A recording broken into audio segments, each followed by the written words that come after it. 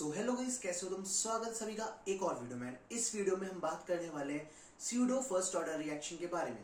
So basically what is pseudo first order reactions? So if we talk about first order reaction, so the reaction which follows the first order of kinetics, it is called as first order reaction.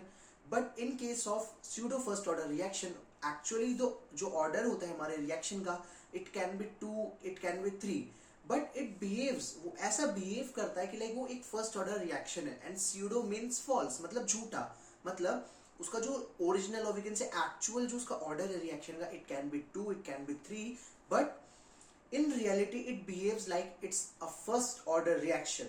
So अगर हम एक example लेके चले, that is called as hydrolysis of ester, जो कि हमने class 10th में पढ़ा होगा।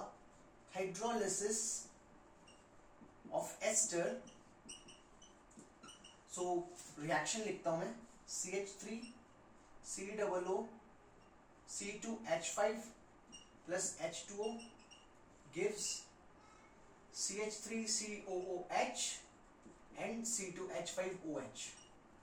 So basically this is the hydrolysis of ester. ये अपना ester है,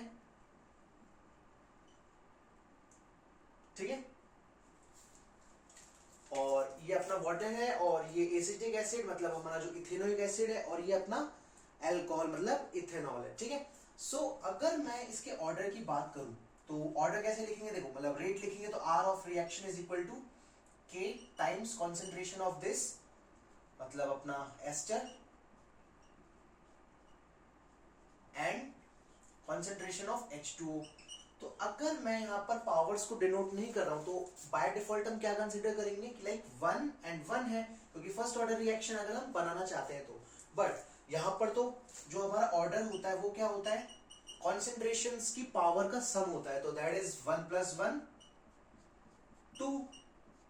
तो ये तो सेकंड ऑर्डर रिएक्शन हो गई। हाँ, ये है तो सेकंड ऑर्डर रिएक्शन, बट हम क्या पढ़ रहे हैं, स्यूडो फर्स्ट ऑर्डर रिएक्शन। तो basically even being a second order reaction, it behaves such like that कि ये जो हमारी रिएक्शन है ये एक फर्स्ट ऑर्डर काइनेटिक्स को फॉलो करने वाली है। सो और इसका रीजन ये होता है कि ये जो हमारा H2 होता है ये एक्सेस अमाउंट में प्रेजेंट होता है, एक्सेस अमाउंट,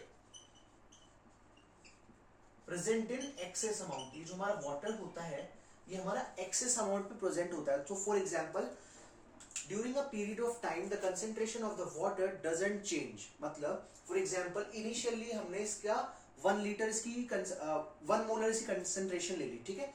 सो अगर हम चेंज मतलब नोटिस करेंगे, ऑब्जर्व करेंगे, तो आफ्टर सम टाइम इसकी जो कॉन्सेंट्रेशन है वो 0.999 रह जाएगी, मतलब बहुत कम, बहुत कम। For example dx, like dx इसमें चेंज आने वाला है, तो ये बहुत एक्सेस अमाउंट में प्रेजेंट होता है, तो ओवरऑल इसकी कॉन्सेंट्रेशन में कोई फर्क पड़ता नहीं है। सो हम इसकी कॉन्सेंट्रेशन को इस रेट में लेते ही नहीं है। सो ओवरऑल रेट जो हमारी न्यू होगी वो क्या होगी, k times concentration of ester. So यहां पर अब ऑर्डर क्या हो गया, 1। So this is called pseudo first order reaction, जिसमें जो ओवरऑल जो हमारी रिएक्शन तो उसका होता तो ऑर्डर 2 और 3 हो सकता है, बट वो बिहेव ऐसे करता है कि वो एक फर्स्ट ऑर्डर रिएक्शन है। और उसका रीजन क्या है, क्योंकि one of the reactant is present in very excess amount so that it's concentration doesn't change over a period of time.